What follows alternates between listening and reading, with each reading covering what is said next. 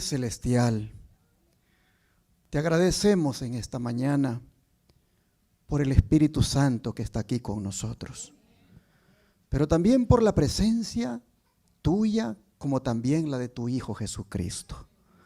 Nos sentimos muy contentos de estar ante tu presencia, porque sabemos que en ti hay amor, hay misericordia, y que tú extiendes tus brazos para darnos la bienvenida.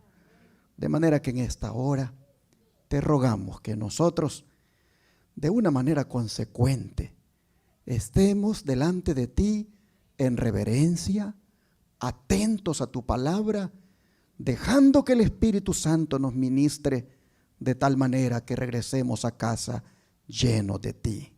Te lo pedimos en el nombre de Jesús. Amén.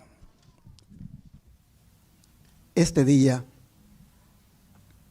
voy a compartir el segundo tema de una serie de 3 mensajes que comencé a predicar el sábado pasado en San Antonio, la cual consiste en el consejo de Jesucristo para sobrevivir al final de los tiempos. No estaba supuesto a presentar este segundo tema ahora, porque en el último mensaje que prediqué aquí estuve haciendo referencia a esta temática, pero debido a que escuché que alguien iba a venir ahora precisamente para escuchar el segundo tema, no le quiero defraudar y voy a presentarlo. Para los que escucharon tal vez mi último mensaje que prediqué aquí, esto sin duda va a confirmarles más en la fe y van posiblemente con nuevos textos bíblicos a comprender mejor el tema. ¿Por qué el consejo de Jesucristo para sobrevivir al final de los tiempos? Porque, hermanos y hermanas, se está acercando el tiempo cuando sobrevivir no se nos va a hacer tan fácil. La perspectiva no es halagüeña, ustedes lo saben. Muy pronto el mundo entero estará atribulado, así que no tenemos tiempo que perder. Este es el tiempo de escuchar el consejo del Señor.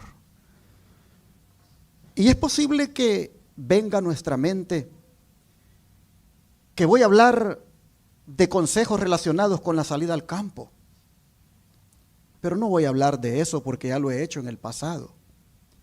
Voy a hablarles de otro consejo que nos ha de permitir sobrevivir espiritualmente. Y es el que se encuentra en Apocalipsis 3, versículo 18. Apocalipsis, capítulo 3, versículo 18.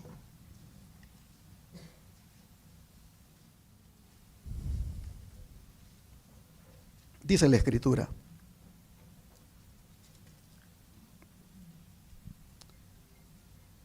por tanto, yo te aconsejo que de mí compres oro refinado en fuego para que seas rico, y vestiduras blancas para vestirte, y que no se descubra la vergüenza de tu desnudez, y unge tus ojos con colirio para que veas. Aquí nosotros tenemos al maravilloso consejero diciendo, entre otras cosas, que le compremos vestiduras blancas para vestirnos. Y usted dirá, ¿en qué me puede ayudar este consejo en el final de los tiempos? Hermanos, muchísimo. Porque ya sea que estemos en el campo o estemos en la ciudad, el juicio se está llevando a cabo en el cielo. Y la vestimenta que tengamos va a determinar nuestro destino eterno.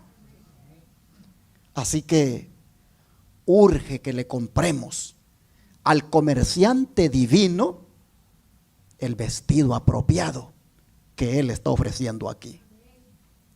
¿Y por qué dice él que le compremos este vestido? Para que no se descubra, dice, ¿qué cosa? la vergüenza de nuestra desnudez. ¿Qué quiere decir él con esto? Para eso es necesario que vayamos al Edén. ¿Qué pasó allá? Vamos a Génesis capítulo 3, versículos 7 al 11. Génesis 3, versículos 7 al 11. Y la escritura dice: entonces fueron abiertos los ojos de ambos y conocieron que estaban desnudos.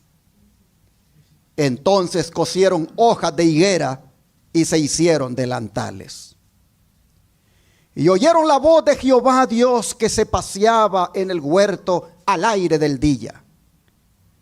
Y el hombre y su mujer se escondieron de la presencia de Jehová Dios entre los árboles del huerto.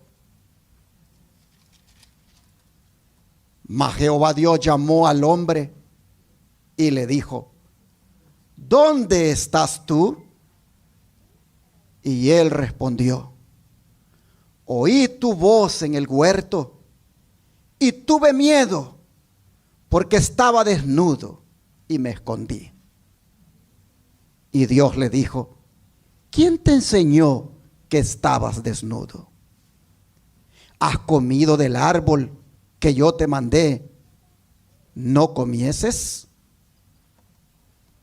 Hermanos y hermanas, aquí nosotros vemos a la desnudez asociada con la vergüenza, pero esta ha sido el resultado del pecado.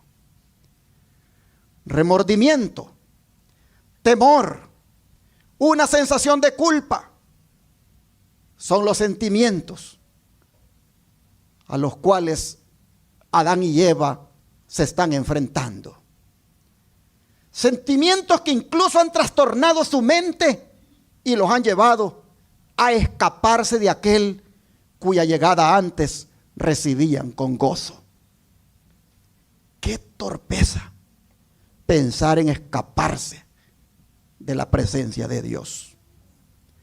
Interesante que cuando Dios unió a Adán y Eva para hacer una sola carne, ellos estaban desnudos y no se avergonzaban. Dice el capítulo 2, versículo 25, veámoslo. Capítulo 2, versículo 25. Dice: y estaban ambos desnudos, Adán y su mujer, ¿y qué cosa? No se avergonzaban. Aquí tenemos, mis hermanos, una prueba de la pureza y de la inocencia del estado en que fueron creados nuestros primeros padres. Ambos, dice la escritura, estaban desnudos. Es decir, no necesitaban ropas para defenderse del frío ni del calor.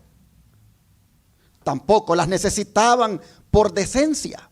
Estaban desnudos, pero no tenían motivo para estar avergonzados. Ellos no sabían lo que era esa palabra, vergüenza. Quienes no tenían pecado en su conciencia, no tenían por qué mostrar vergüenza en su rostro, aunque no llevaran ropas con que cubrirse.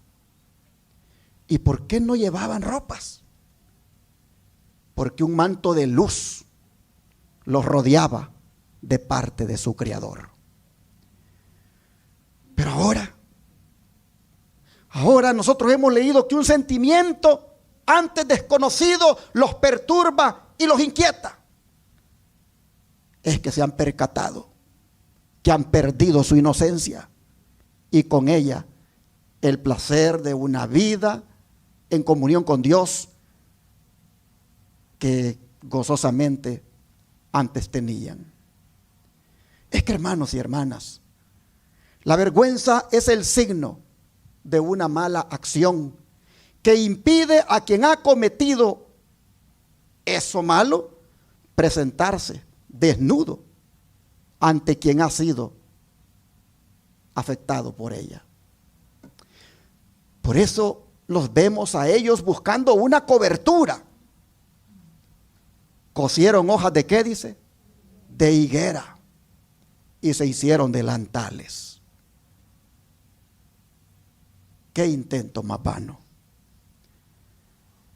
El remedio para su desnudez no estaba en sus propias manos, sino solo en las manos de Dios. La salvación del pecado y sus consecuencias jamás podrían ser de factura humana, sino solamente obra del Dios Redentor, de la que las túnicas mencionadas más adelante en el verso 21 constituían un símbolo y un anticipo. Leamos ese versículo, capítulo 3, versículo 21 de Génesis. Génesis 3, versículo 21. Y Jehová Dios hizo al hombre y a su mujer túnicas de ¿qué, hermanos? De pieles. ¿Y qué cosa? Y los vistió. Oh, hermanos y hermanas, ¿es grande el amor de Dios? Miren ustedes, Él había descansado de la obra de la creación, pero apenas concluida esta, ahora tuvo que dar comienzo a la obra de la redención. El hombre había caído y se había acarreado el justo juicio de Dios. Estaba perdido, sin posibilidad alguna de remediar la situación por sí mismo, y así se había puesto ahora de manifiesto cuando intentó cubrir la desnudez con delantales de hojas de higuera. Pero viene el Señor, viene el Dios de amor a ponerles una cobertura más sólida, más digna. Dios provee la cobertura, y no solamente se limitó a proveerla, sino que ¿qué cosa hizo Dios? Los vistió. Qué honor más grande ese. La acción de vestir a alguien por parte de un rey era prácticamente un signo de distinción honorable. Y eso es lo que está haciendo allí Adán y Eva, objeto por parte de Dios. El Rey de Reyes y Señor de Señores los está cubriendo, los está vistiendo. Oh, hermanos, así es el amor de Dios para con nosotros. Cuando nos encuentra sin esperanza, cuando nos encuentra perdidos, cuando sabe que hemos pecado, que hemos hecho lo malo delante de sus ojos, cuando sabe que todavía somos hipócritas, cuando todavía sabe el que estamos criticando, que tenemos un mal carácter. Oh, hermanos, el Señor se compadece de nosotros. Y lo que más quiere es quitarnos esos harapos y colocarnos su vestido. El don de profecía dice que el sacrificio de los animales que aquel día se hicieron para ponerle a Adán y Eva sus ropas, fue ordenado, dice, por Dios, para que sirviera a la humanidad como un recuerdo perpetuo, un penitente reconocimiento de su pecado y una confesión de su fe en el Redentor prometido. Tenía por objeto revelar a la raza caída la solemne verdad de que el pecado era lo que causaba la muerte. Para Adán, el ofrecimiento del primer sacrificio fue una ceremonia muy dolorosa. Tuvo que alzar la mano para quitar una vida que solo Dios podía dar. Por primera vez iba a presenciar la muerte y sabía que si hubiera sido obediente a Dios no la habrían conocido el hombre ni las bestias. Mientras mataba a la inocente víctima, temblaba al pensar que su pecado haría derramar la sangre del Cordero Inmaculado de Dios. Esta escena le dio un sentido más profundo y más claro de la enormidad de su transgresión, que nada sino la muerte del querido Hijo de Dios podía expiar. Y se admiró de la infinita bondad que daba semejante rescate para salvar a los culpables. una estrella de esperanza iluminaba el tenebroso y horrible futuro y lo libraba de una completa desesperación. Patriarcas y Profetas, página 48. Así que había de por medio en la muerte de estos animales todo un simbolismo, toda una promesa, toda una esperanza para la raza humana pecadora. Desde aquel entonces se dispuso que se ofrecieran sacrificios de animales, donde ese animal inocente fuera el sustituto del pecador, pero que al mismo tiempo simbolizaba al gran sustituto, Cristo Jesús. Oh, hermanos y hermanas, pero volviendo al hecho de que antes de pecar Adán y Eva estaban desnudos y no se avergonzaban. Como dije, ellos no necesitaban vestimenta material, pues el Creador los había rodeado con un manto de luz, un manto simbólico de su propio carácter que se reflejaba perfectamente en ellos.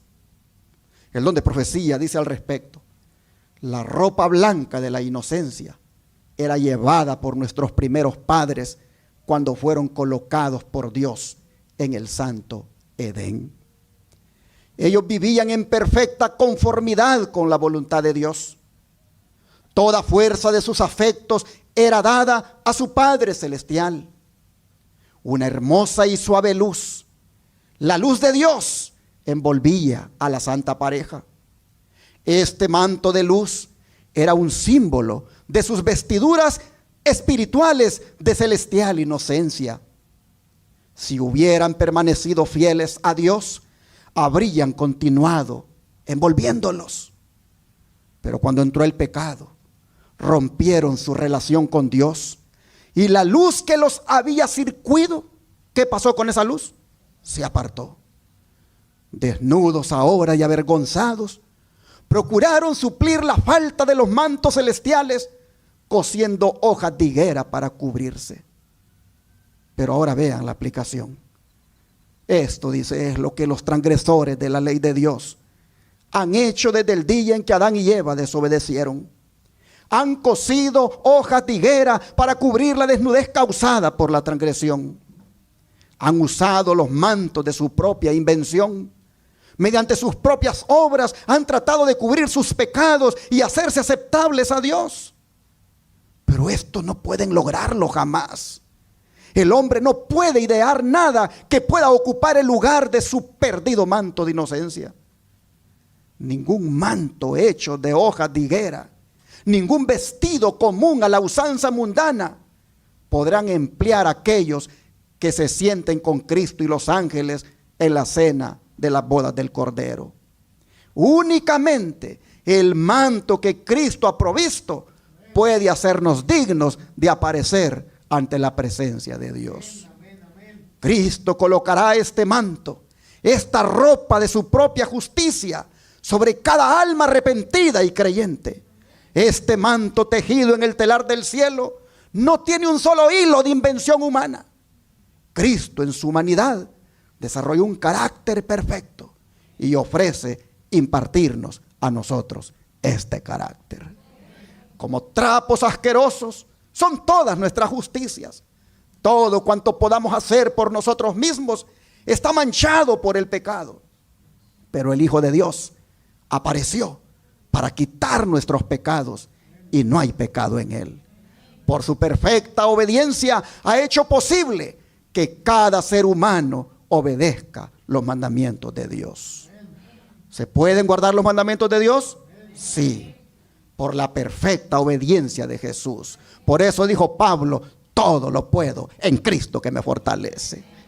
Cuando nos sometemos a Cristo, dice, el corazón se une con su corazón, la voluntad se fusiona con su voluntad, la mente llega a ser única con su mente, los pensamientos se sujetan a él. Vivimos su vida. Esto es lo que significa estar vestidos con el manto de justicia. Entonces, cuando el Señor nos contempla, Él mira no el vestido de hojas de higuera, no la desnudez y conformidad del pecado, sino que Él mira su propia ropa de justicia, que es la perfecta obediencia a la ley de Jehová. Así está escrito todo esto tan hermoso en Exaltada Jesús, página 157. Hermanos y hermanas, el manto de justicia de Cristo, la ropa de justicia, es lo que cada uno de nosotros necesita ponerse todos los días. Nosotros deberíamos, cuando vamos al trabajo y nos colocamos nuestra ropita, también de colocarnos ahí el manto de la justicia de Cristo. No salga usted con su mejor vestido, con su mejor blusa. No salga usted con su mejor pantalón si trabaja en una oficina, sin llevar puesto también el manto de la justicia de Cristo. Solamente eso, hermano y hermana, le puede dar mérito delante del Señor. Ahora yo pregunto, ¿tenemos ese manto? ¿Tiene usted, hermana, ese manto que le cubre de inmundicias, que le cubre del pecado? Entonces, si fuera el caso que usted no lo tiene, apresúrese y cómpreselo al Señor, porque este es el manto de inocencia, este es el atuendo con el cual estaremos revestidos y apareceremos en la tierra nueva. Este es el manto con el cual vamos a entrar por los portales del paraíso. Es importante, es urgente comprar este manto. Oh, hermanos y hermanas, Apocalipsis 7:9 habla de los redimidos con este manto. Apocalipsis 7, verso 9.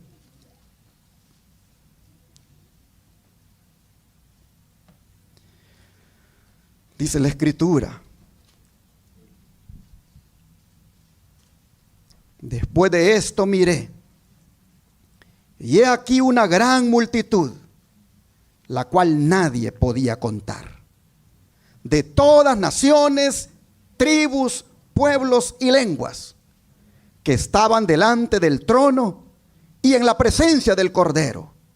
¿Y cómo estaban? Vestidos de ropas blancas y con palmas en las manos. Oh, hermanos y hermanas, vestidos de ropas blancas. Cuando Cristo nos dice que le compremos vestidos, ¿de qué color dice Él que se los debemos de comprar? Blancos. Es que ese es el vestido que tendremos allá, hermanos, en la tierra nueva.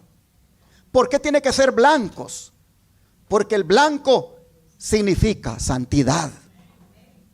Es más, a las almas debajo del altar, ahí en Apocalipsis también se ve que se les dan ropas blancas. Nosotros hemos leído aquí una escena celestial delante del trono de Dios y del Cordero, donde los redimidos llevan ropas blancas y palmas en las manos, que son símbolo de victoria. El libro de profecía dice que estamos ahora en el momento de lavar el manto de nuestro carácter y emblanquecerlo en la sangre del Cordero, por medio de ¿qué cosa? Del arrepentimiento. ¿Usted quiere esas vestiduras? ¿Usted quiere comparecer en el trono de Dios, ante el trono de Dios, con esas vestiduras blancas? Usted necesita lavarse ahora el manto de su carácter y emblanquecerlo en la sangre de Cristo. Debe, por supuesto, arrepentirse. Y así, dice, estaremos de pie delante del trono de Dios, ataviados con esas vestiduras blancas. Hemos de lavar, dice, nuestras vestiduras y permitir que se registren nuestros nombres en el libro de la vida del Cordero. Las palmas significa que han ganado la victoria, y los mantos blancos que han sido revestidos con la justicia de Cristo. Gracias a Dios, dice, porque se ha abierto una fuente para lavar los mantos de nuestro carácter y hacerlos tan blancos como la nieve. Manuscrito 23. Y estos mantos que la mensajera del Señor ha dicho aquí que son la justicia de Cristo, está debidamente respaldado por Apocalipsis 19, versículo 8. Apocalipsis 19, versículo 8.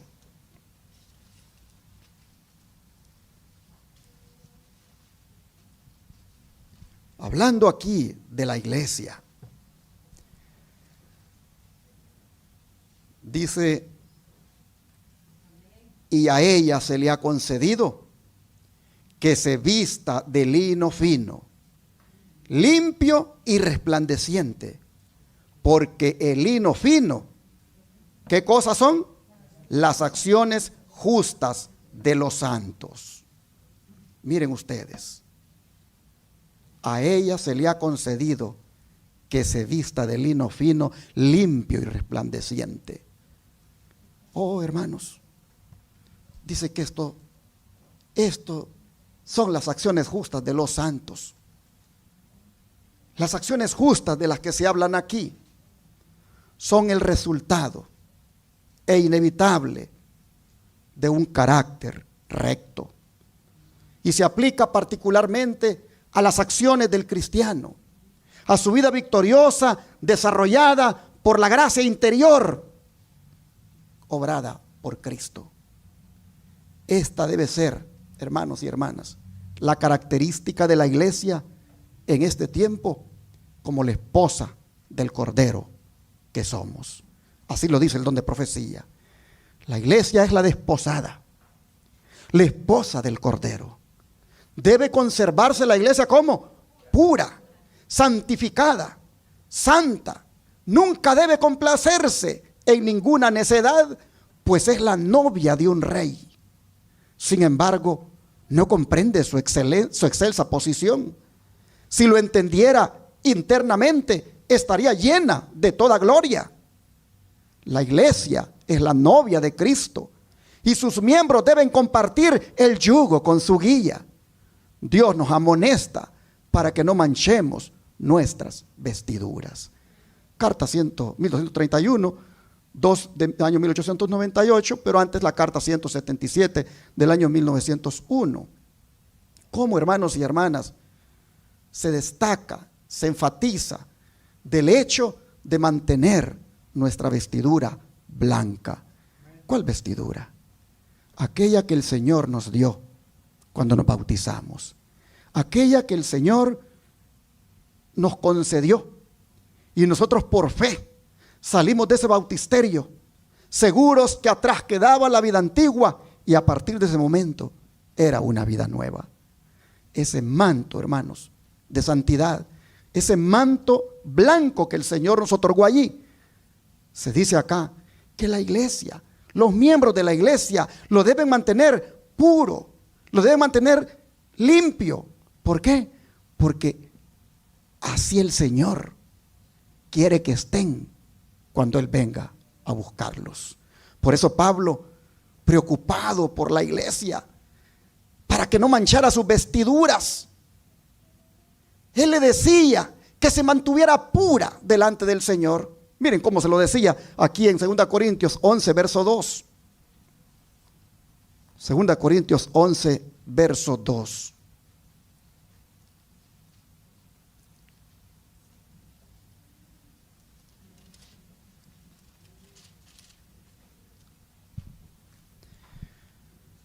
Dice la palabra del Señor: porque os celo con celo de Dios, pues os he desposado con un solo esposo, para presentaros como ¿qué cosa, hermanos?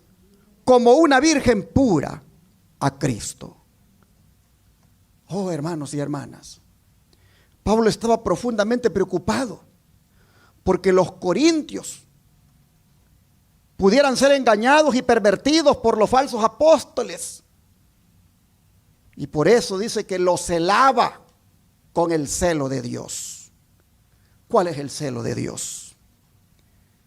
El celo de Dios es aquel que está lleno de entusiasmo por la búsqueda del bien.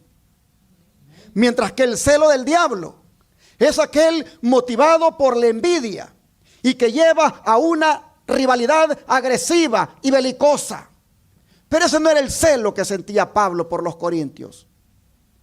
A él le preocupaba que la iglesia dejara de amar a Dios y se fuera tras sus amantes, es decir, a los ídolos de este mundo, o que dejaran de ser fieles a Dios y a su doctrina. A él le preocupaba eso, porque en ese caso, ¿cómo él cumpliría su responsabilidad de entregarle en casamiento cuando el novio venga a buscar a la novia?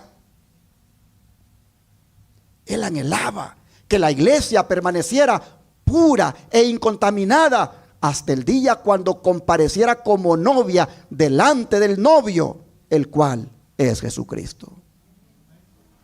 Y hoy el celo de Dios sigue siendo el mismo.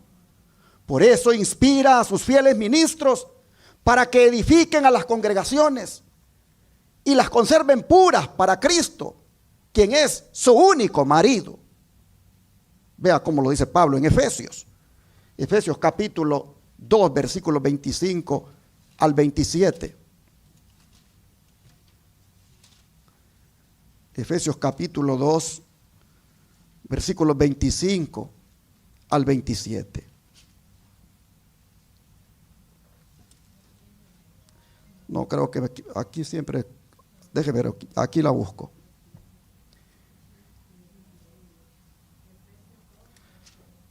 Efesios 5, perdón, Efesios 5.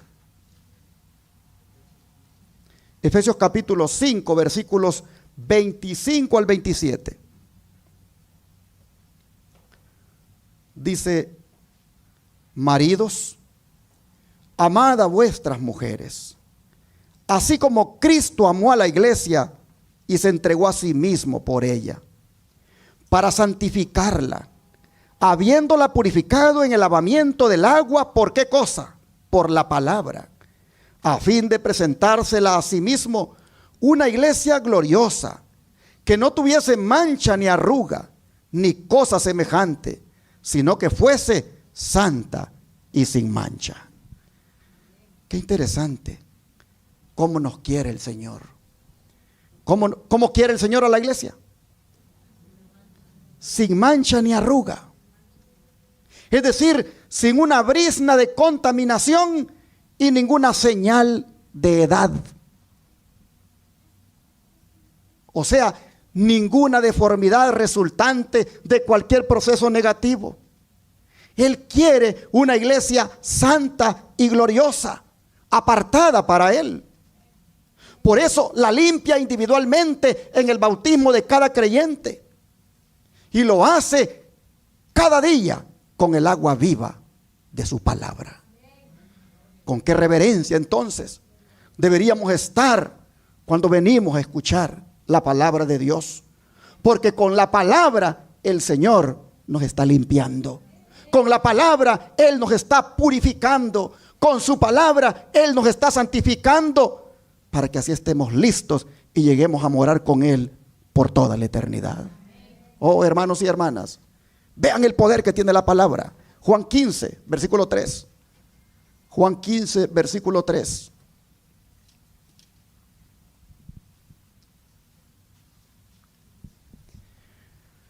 Y vosotros estáis limpios, ¿por qué cosa?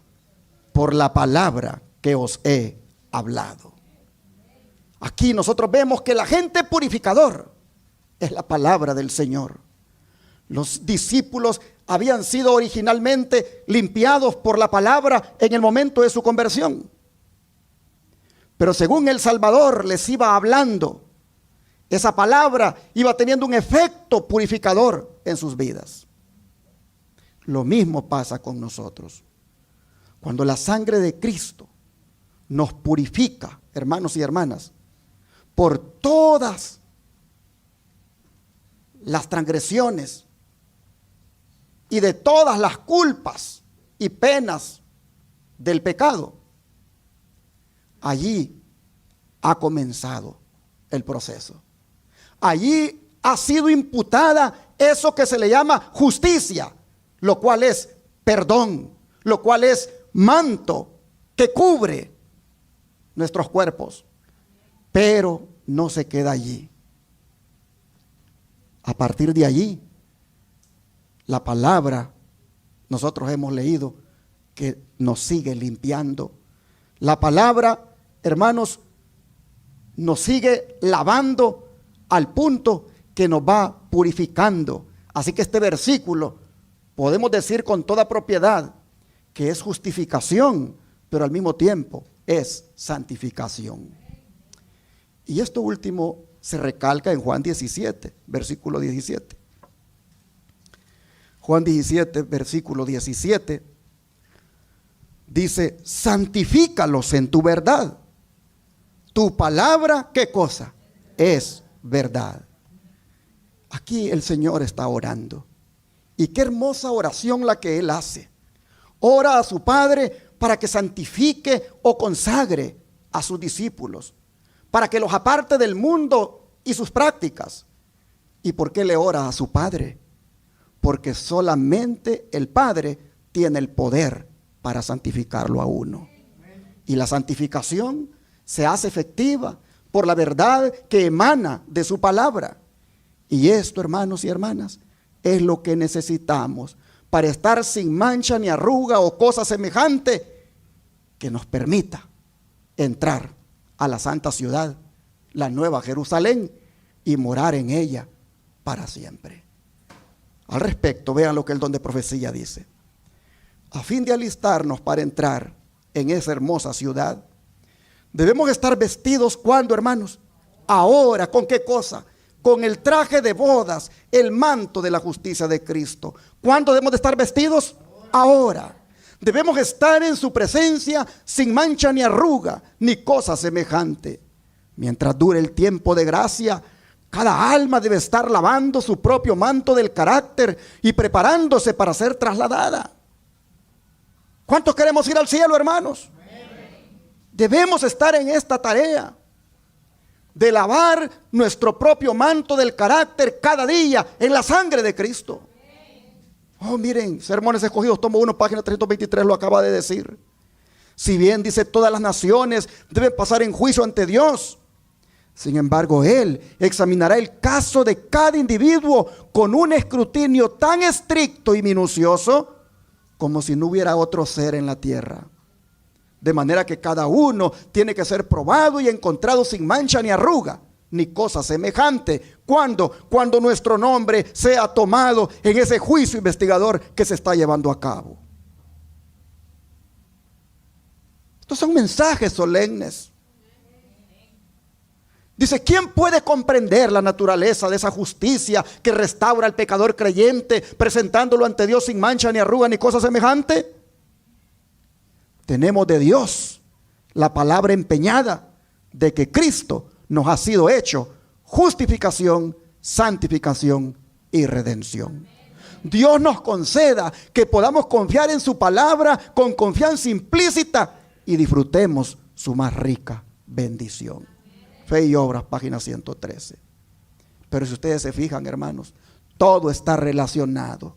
La limpieza por medio de la palabra y las vestiduras blancas que Cristo nos invita que le compremos. ¿Y cuánto cuestan esas vestiduras que Cristo quiere que le compremos? Para eso habría que leer al profeta Isaías capítulo 55, verso 1. Isaías 55, verso 1.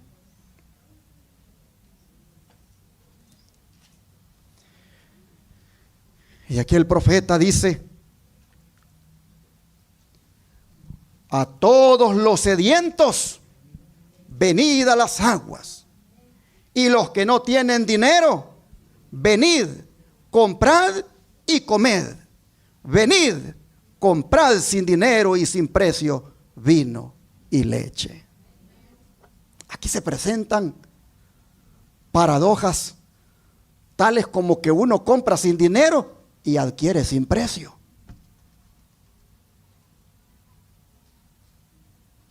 El humilde buscador, según este versículo, solo acepta lo que le dan de pura gracia. Él solo tiene que entregarse y dejar que Dios le bendiga.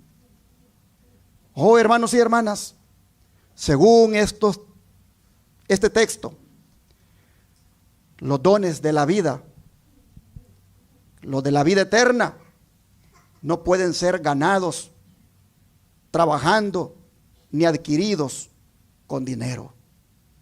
El único requisito es tener hambre y sed de justicia. Las bendiciones de la salvación, hermanos y hermanas, son gratuitas, pero solo pueden obtenerse al precio de todo lo que tiene una persona. Dios nunca prometió conceder la salvación a quienes son indiferentes o no están dispuestos a realizar el esfuerzo necesario para obtenerla. Así es con las vestiduras de Cristo. Las vestiduras que Cristo dice que le compremos, solo las pueden comprar los ricos. Así es. Las vestiduras que Cristo quiere que le compremos, solo las pueden comprar los que no tienen dinero. Es decir, solo los que están en una gran necesidad de esas vestiduras. Oh, hermanos y hermanas, solo los pobres espiritualmente pueden comprar esas vestiduras, porque ellos no tienen dinero, porque esas vestiduras Él las concede de pura gracia. Hermanos y hermanas, es como cuando alguien va al supermercado y dice que va a comprar, pero no lleva dinero. Él va allí solamente esperando que alguien se compadezca de él y le den de lo que necesita. Pues dice Jesús, así es conmigo para yo venderles sus vestiduras. Solo tienen que venir a mí desesperadamente, necesitándolas, y yo me compadeceré de ustedes y se las voy a regalar. La palabra venid y comprad, lo que está indicando es la transacción. Así como se hace una transacción en el supermercado, Cristo dice, aquí hay que dar una transacción. ¿Y cuál es? Dame tus trapos de inmundicia y yo te visto con mi vestimenta de justicia. Pero tienes que tener necesidad, porque solo el que no tiene dinero va y compra porque necesita. Oh, mis hermanos, Cristo quiere que le compremos sus vestidos de justicia o carácter, porque esa, hermanos, esa es la mayor necesidad de nosotros en este final de los tiempos. Mira, mi hermano, hoy en día hay una gran necesidad de querer vivir fuera de la ciudad. Pero si te fijas, como que nos enfocamos bastante en la necesidad de llegar a tener nuestros propios alimentos, de llegar a tener nuestros propios productos que nos han de dar de comer. Pero qué interesante que esa es una necesidad física. Pero ¿sabías que aún viviendo en el campo, con todos tus cultivos, si no tienes vestidos tu cuerpo con el manto de justicia, aún así te perderías? Porque la mayor necesidad no tanto es suplir tus necesidades físicas en el campo, sino estar vestido con el manto de la justicia de Cristo. Hay que tener cuidado cuando andamos preocupados en estos tiempos finales por ver qué es lo más necesario. No digo que está mal, eso es importante, pero sin dejar de hacer lo otro, de andar vestidos con el manto de Cristo, hermanos. Dice el don de profecía: no se obtiene la justicia por conflictos penosos, ni por rudo trabajo, ni aun por dones o sacrificios. Es concedida gratuitamente a toda alma que tiene hambre y sed de recibirla. A todos los sedientos, ¿qué se les dice? Vengan a las aguas. Y los que no tienen dinero, vengan, compren y coman, sin dinero y sin precio. Su justicia es de mí, dice Jehová. Este será su nombre con el cual le llamarán: Jehová, justicia nuestra. Discurso Maestro Jesucristo, página 20. Y así, hermanos y hermanas, vemos nosotros que la compra de las vestiduras que Cristo ofrece, finalmente terminan siendo gratis para aquel que las necesita. El don de profecía dice: la salvación es un don gratuito, y sin embargo dice, ha de ser comprado y vendido en el mercado administrado por la misericordia divina. La perla preciosa se presenta vendiéndose sin dinero y sin precio. En este mercado todos pueden obtener las mercancías del cielo. La tesorería que guarda las joyas de la verdad está abierta para todos. He aquí, he dado una puerta abierta delante de ti, declara el Señor, la cual ninguno puede cerrar. Ninguna espada guarda el paso por esa puerta. El Evangelio de Cristo es una bendición que todos pueden poseer. El más pobre es tan capaz de comprar la salvación como el más rico, porque no se puede conseguir por ninguna cantidad de riqueza mundanal. La obtenemos por una obediencia voluntaria, entregándonos a Cristo como su propia posesión comprada. Palabras de Virgen Maestro, página 88. Y así, el consejero divino se acercó a nosotros esta mañana, nuevamente, con su mercadería, a manera de comerciante, diciéndonos: cómprenme las vestiduras blancas del carácter y de mi justicia. Oh, hermanos y hermanas, ¿hay alguien aquí que tiene necesidad de ese vestido?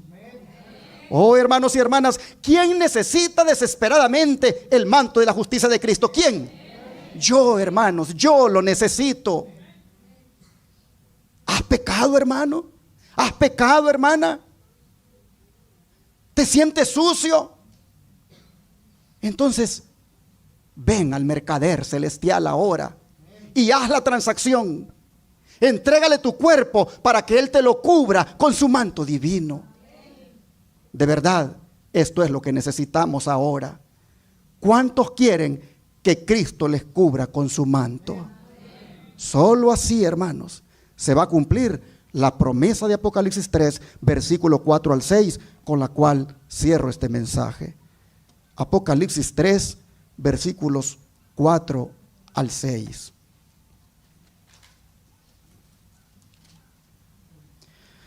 Dice la Escritura, Apocalipsis 3, versículo 4 al 6. Pero tienes unas pocas personas en Sardis que no han manchado sus vestiduras y andarán conmigo en vestiduras blancas, porque son dignas. El que venciere será vestido de vestiduras blancas, y no borraré su nombre del libro de la vida, y confesaré su nombre delante de mi Padre y delante de sus ángeles. El que tiene oído, oiga lo que el Espíritu dice a las iglesias.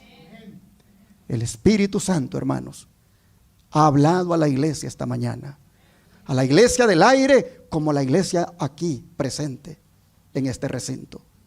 Y el Espíritu Santo ha dicho que es necesario comprarle a Cristo las vestiduras de su carácter, las vestiduras de su justicia, pues solamente eso, como ustedes ven en la pantalla, solamente eso nos ayudará para sobrevivir al final de los tiempos. Que Dios les bendiga.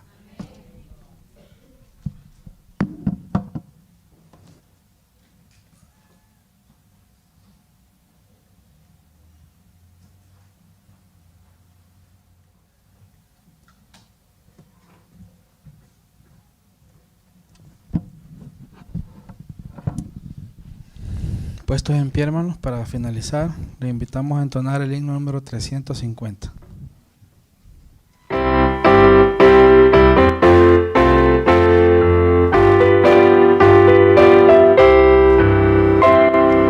Marcharé en la divina luz, marcharé, siempre marcharé en las huellas del buen Jesús, siempre marcharé.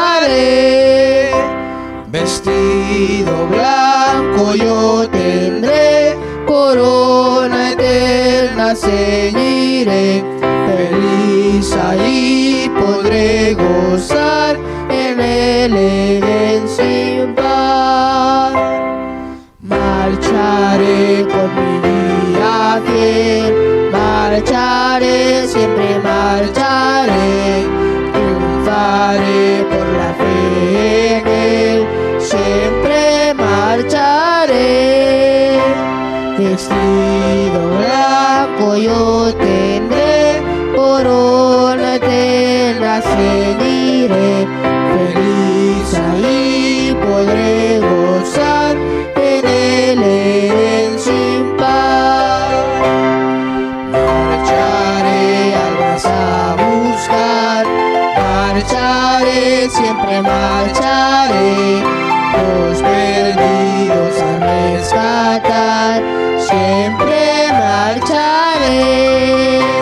Vestido blanco yo tendré, corona eterna ceñiré, feliz ahí podré gozar en el Edén sin par. Por Jesús más que vencedor, marcharé, siempre marcharé, al hogar de mi Salvador, siempre marcharé. Vestido blanco yo tendré, corona eterna ceñiré, feliz ahí podré gozar en el Edén sin par.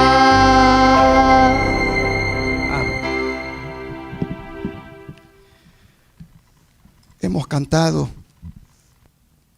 con fe de que vestido blanco vamos a tener. Pero hemos estudiado que desde ya debemos estar vestidos con ese vestido blanco. Sin duda, hermanos, cada uno de nosotros es consciente de cómo tiene su vida delante de Dios. Cada uno de nosotros sabe qué tan lleno de inmundicia, de pecado se encuentra. De manera que yo creo que es necesario que cada uno personalmente le pida al Señor que le perdone y le ruegue que sin dinero le ponga ese manto de justicia sobre su vida. Yo voy a dar un espacio breve para que usted allí hable con Dios y clame al Señor porque esto ocurra a partir de ahora, porque a partir de este momento Él le cubra su vida con ese manto de justicia. Después que usted, yo considere que ya habló con el Señor de esa manera, voy a interrumpir el silencio con una oración en voz alta para cerrar el servicio. Vamos a arrodillarnos.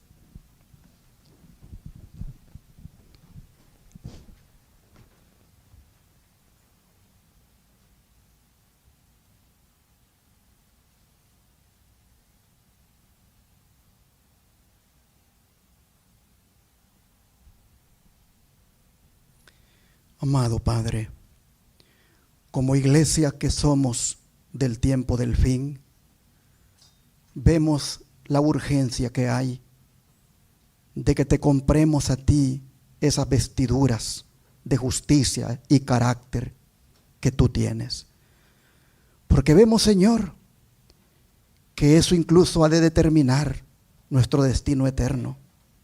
Oh Padre, al mirar nuestra vida, como dice un himno, vemos en ella mucho pecar. Así que tómala, Cristo, porque queremos triunfar. Queremos triunfar sobre nuestro yo. Queremos triunfar sobre nuestros defectos de carácter. Queremos triunfar sobre todo el pecado que nos asedia, sobre todo el pecado que acariciamos. Oh Señor, queremos triunfar sobre todo eso. Hoy, Señor, necesitamos desesperadamente que tú nos concedas esas vestiduras blancas, que tú nos cubras ahora, Señor, toda nuestra vida pecaminosa Y ya no nos mires más con hojas de higuera, sino que nos veas cubiertos por tu manto de justicia. Padre, nos entregamos a ti y suplicamos que eso ocurra ahora, que anhelemos hoy y todos los días andar cubiertos de esas vestiduras de santidad que tú tan bondadosamente hoy nos las has ofrecido.